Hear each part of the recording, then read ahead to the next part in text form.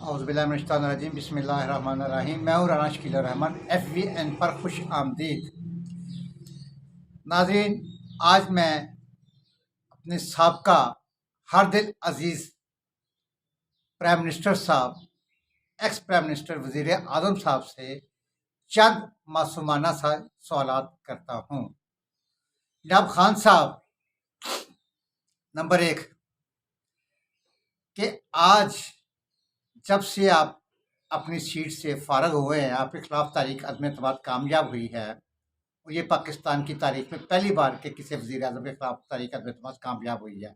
इसे आप अपनी बदकिस्मती कह सकते हैं कि 74 साल तारीख में ये पहली बार हुआ है। ये एक मेरा बड़ा मासूमाना सा सवाल है कि आप राना सनाउल्लाह को बार बार हर जलसे में 18 बंदों का कातिल कह रहे हैं कि ये 18 बंदों का कातिल है। जनाब साबका प्राइम मिनिस्टर साहब, आपकी पौने 4 साल हुकूमत रही है, आपका तोती बोलता था, आप पावर में थे। सच बताइएगा कि अगर वो 18 बंदों के कातिल हैं राना सनाउल्लाह साहब, तो फिर आपने अपने दौरे हुकूमत में ये 18 बंदों का कत्ल के पर्चे क्यों नहीं करवाए? ये 18 बंदों के कत्ल के मुकदमात क्यों नहीं दर्ज करवाए? आपने उन्हें एक झूठे केस में, एक मंशियात के झूठे केस में आपने उन्हें फंसवाया, मुकदमा दर्ज करवाया। आपके मिनिस्टर शहरयार अफरीदी ने असेंबली में खड़े होकर यह दावा किया था कि छत की तरफ देखकर कहा था कि मैं अल्लाह सुब्हान ताला को हाजिर नाजर करके कहता हूं कि राना सनाउल्लाह के जो मंशियात का केस है उसके सबूत मेरे पास हैं, उसकी वीडियोस मेरे पास हैं। क्या वो मुकदमा ठीक था? अगर वो 18 बंदों के कातिल हैं तो फिर आपने 18 बंदों के कत्ल का पर्चा क्यों नहीं करवाया? यहाँ पर तो पाकिस्तान में एक बंदे के कत्ल, एक बंदा अगर कोई किसी को कत्ल करता तो उसे फांसी हो जाती है। तो ये तो बकौल आपके इल्ज़ाम है कि ये 18 बंदों का कातिल है, तो फिर तो इन्हें 18 दफ़ा फांसी होनी चाहिए थी। आप पावर में थे, पौने 4 साल आपका दौरे हुकूमत था, आप पावर में थे, आपका तोती बोलता था, तो ये 18 बंदों के कत्ल का पर्चा क्यों नहीं करवाया आपने? रियासत मदीना में जनाबे वाला ये बोहतान, ये इल्ज़ाम तराशी नहीं होती। किसी से पूछ लें, मौलाना तारिक जमील साहब से पूछ लें कि बोहतान, इल्ज़ाम तराशी हमारे इस्लाम में इसका क्या मतलब के भी मतलब लिया जाता है कि किसी पे बोहतान लगाना, किसी पे इल्ज़ाम लगाना, ये कितना बड़ा गुनाह है। नंबर एक ये सवाल। नंबर दूसरा सवाल, खान साहब बताइएगा कि जब 3.5 साल बाद नवाज शरीफ साहब, ex prime minister Nawaz Sharif साहब को 3.5 साल बाद एक उकामे पे अपने बेटे से तनख्वाह ना लेने पर 10,000 एक तनख्वाह दरम 10,000 दरम तनख्वाह ना लेने पर एक छोटे से उकामा पे सिटिंग प्राइम मिनिस्टर को घर भेज दिया गया था साकिब निसार साहब ने। क्या वो फैसला ठीक था? वो भी दर्द दिल रखते हैं, उनके यहाँ भी दिल है। वो GT रोड से वापस आए थे और आके सुकून से अपने घर बैठ गए थे। उन्हें पता था कि मुझे ये गलत सजा दी गई है, ताहयात सारी जिंदगी के लिए उन्हें नाअहल करार दिया गया था। उस वक्त आप पूरे मुल्क में मिठाइयाँ तकसीम कर रहे थे। क्या वो सजा ठीक थी? सच बताइएगा। आखिर हर आदमी ने एक दिन मर जाना है। किसी ने माशाल्लाह माशाल्लाह आपके बकौल कि आप 70 साल के हो चुके हैं, कितना जी लेंगे और 75 साल के हो जाएंगे, 80 साल के हो जाएंगे, 90 के हो जाएंगे, 100 साल के हो जाएंगे। अल्लाह ताला आपको सेहत और तंदुरुस्ती वाली जिंदगी दे, लेकिन एक दिन मरना है, एक दिन मरना है। इतना झूठ बोल लें, इतना झूठ बोल लें कि जो कम अज कम ऊपर जाकर जब आपको खुदा से, अल्लाह सुब्हान ताला से सवाल जवाब होंगे तो आपके झूठ ही इतने होंगे कि आपको समझ नहीं आएगी कि मैं अल्लाह ताला को क्या जवाब दूं। ठीक हो गया? नवाज शरीफ को गलत सजा हुई थी कि नहीं हुई थी? अल्लाह ताला को हाजिर नाजर करके बताइएगा। नंबर 3,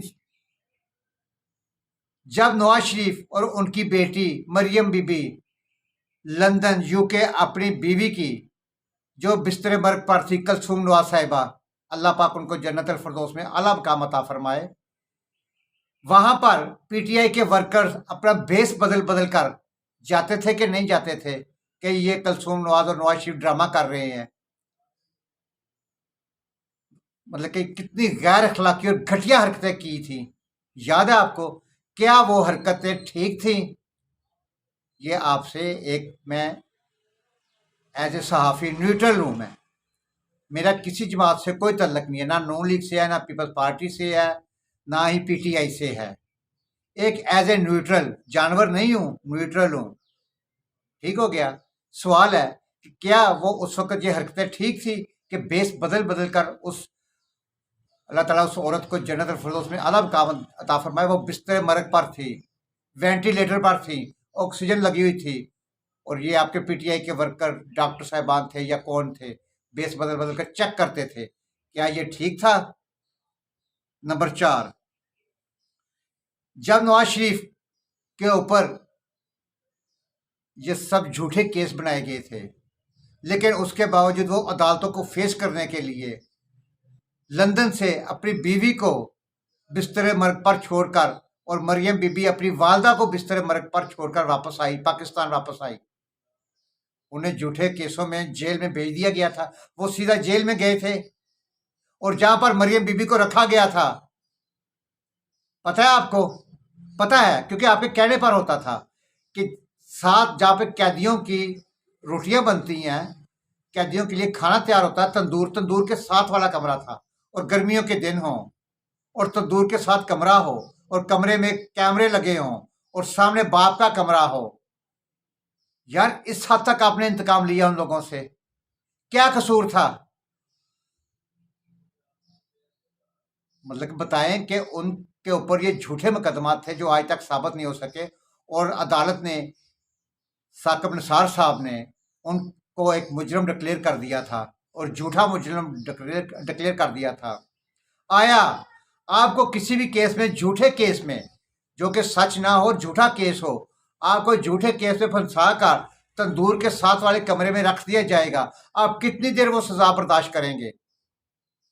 आखिर एक ना एक दिन, मेरा ख्याल आप तो वहां पे 2 दिन भी नहीं निकाल सकेंगे।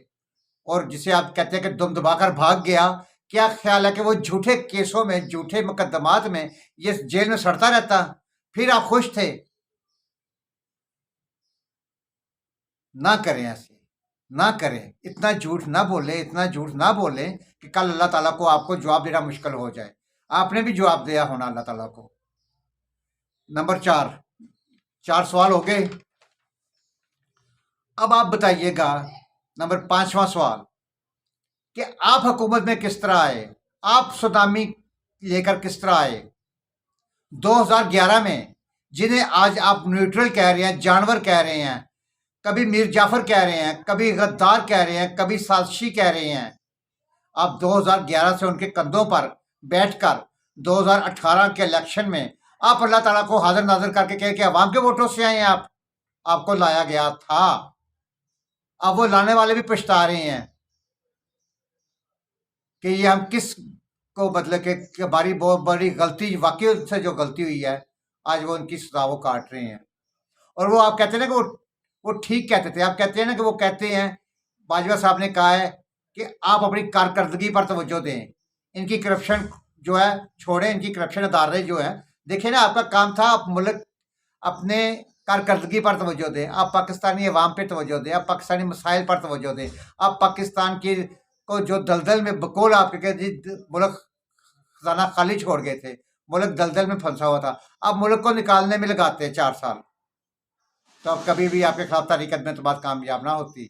आपने मासवाए इंतकाम के, देखिए ना, सीधी सी बात है, एक आदमी मुझे मारता रहे, मारता रहे, मारता रहे, मारता रहे, मारता रहे, मैं कब तक बर्दाश्त करूंगा?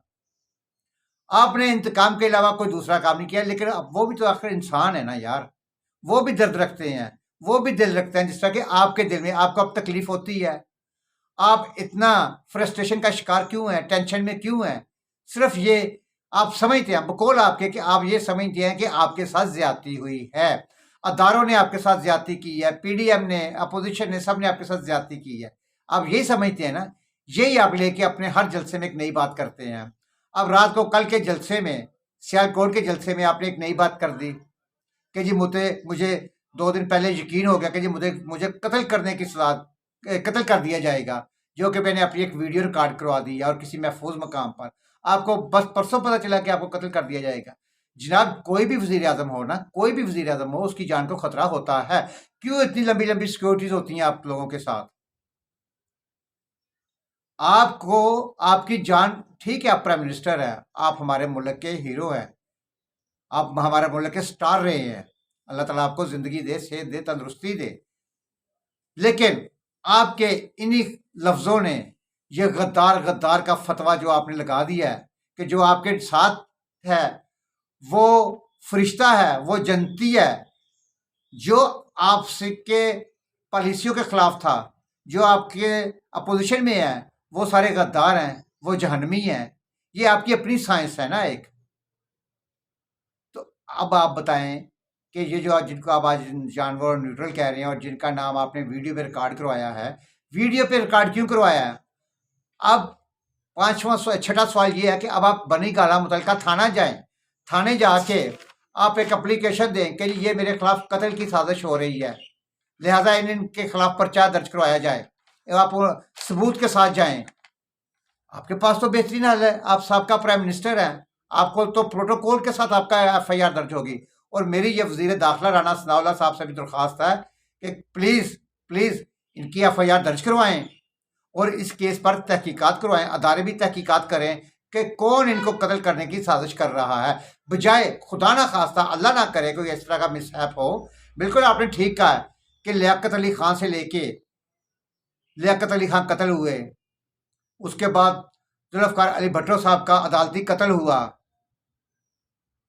उसके बाद बेनज़ीर साहिबा का कत्ल हुआ, कोई भी मुजरिम आज तक पकड़े नहीं गए। लेकिन अब आपने, अगर खुदा ना खास्ता आपके साथ कुछ हो जाता है तो आपने एक वीडियो रिकॉर्ड करवाई है, उसके बाद ही वीडियो क्यों? देखिए ना, आप अपनी सेफ्टी कीजिए, अपनी ज़िंदगी को सेफ कीजिए, आप उन बंदों को सामने लेके आएँ, उनके खिलाफ FIR करवाएं, अदारों से तहकीकात का मुतालबा करें ताकि वो मुजरिम सामने आ सकें।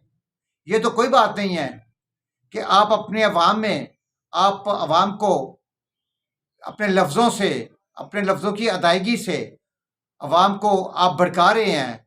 अब पिछले दिनों लाहौर में एक दोस्त ने एक दोस्त को कत्ल कर दिया, क्या कि जी उसने घड़ी चोर कह दिया, मतलब कि वो जिसने कत्ल किया उसकी भी तो जान थी ना, उसकी भी जान अजीज थी, वो दिल नहीं रखता था, वो अल्लाह ताला का बंदा नहीं था, उसकी भी जान कीमती थी। लेकिन आपके इन्हीं लफ्ज़ों ने एक जो दोस्त है दूसरे दोस्त की जान ले ली। और इसी तरह अगर एक घर में ये वाक़या हुआ है तो कल को दूसरे में होगा, तीसरे में होगा, चौथे में होगा, परसों एक मोहल्ले में होगा, फिर एक तहसील लेवल पे होगा, फिर ज़िला के लेवल पे होगा, फिर सूबे में होगा, फिर पूरे पाकिस्तान में होगा। ना करें ऐसे, खुदारा आप अपोजिशन करें, आप अपोजिशन लीडर बहुत अच्छे हैं, यकीन करें आप अपोजिशन लीडर बहुत अच्छे हैं। अगर आप अपोजिशन अच्छी तरह करेंगे तो मुल्की मसाइल हल होंगे। अगर आप पाकिस्तानी अवाम के साथ मुखलस हैं ना, मुखलस हैं, जब भी हुकूमत इलेक्शन करवाए, वो महीने बाद करवाए, 6 महीने बाद करवाए या अपने टाइम पे करवाए, अगर आप दोबारा प्राइम मिनिस्टर नहीं बनते तो आप अपोजिशन में रह के अगर पाकिस्तानी अवाम के साथ मुखलस हैं तो अपोजिशन करें।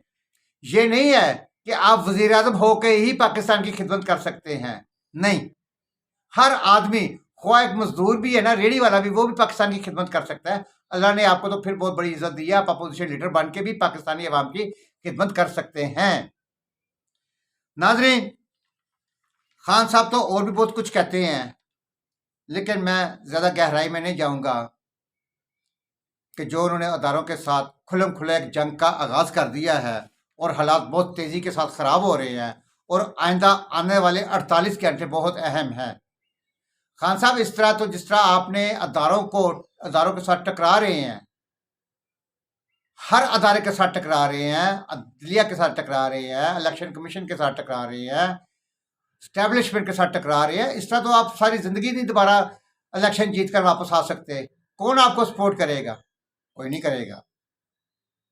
आप तरीके से चले, अपने जलसे जुलूस करें, आपका जमहूरी हक है, लेकिन इस तरह नहीं कि आप जिस तरह कल उस्मान डार ने, उसने अपने ऑफिस में 40-50 बंदों इकट्ठे किए और आर्मी के खिलाफ उसने कल गलीज़ ज़बान इस्तेमाल शुरू कर दी। ये आइंदा आने वाले 48 घंटे बड़े अहम हैं। और खान साहब, आप आज फैसलाबाद आ रहे हैं तो मेहरबानी करके अपने लफ्ज़ों पे कंट्रोल कीजिए। देखिए कि आप बाद में सोचिए ज़रूर, आपको पता नहीं कोई समझाने वाले भी नहीं है, आपके मशीर समझ से बाहर हैं कि कोई तो मशीर आपको समझाए ना, लेकिन सुना है कि आप नहीं समझते, आप ज़िद्दी हैं, इंतहा की हद तक ज़िद करते हैं, अनाप्रस्थ है, लेकिन नहीं। Being a Muslim, as a मुसलमान, अल्लाह ताला ने जिसका दिल नरम होता है, ये अल्लाह ताला का एक बहुत बड़ा गिफ्ट होता है। आप अपने दिल को पत्थर बनाने की बजाय आप एक नरम दिल शख्स बनिए। नाज़रीन, प्रोग्राम लंबा हो रहा है, बातें तो बहुत ज़्यादा हैं। अगले व्लॉग में दूसरी बातें शेयर करेंगे और खान साहब से कुछ सवालात करेंगे। उस वक्त तक के लिए अल्लाह हाफिज़।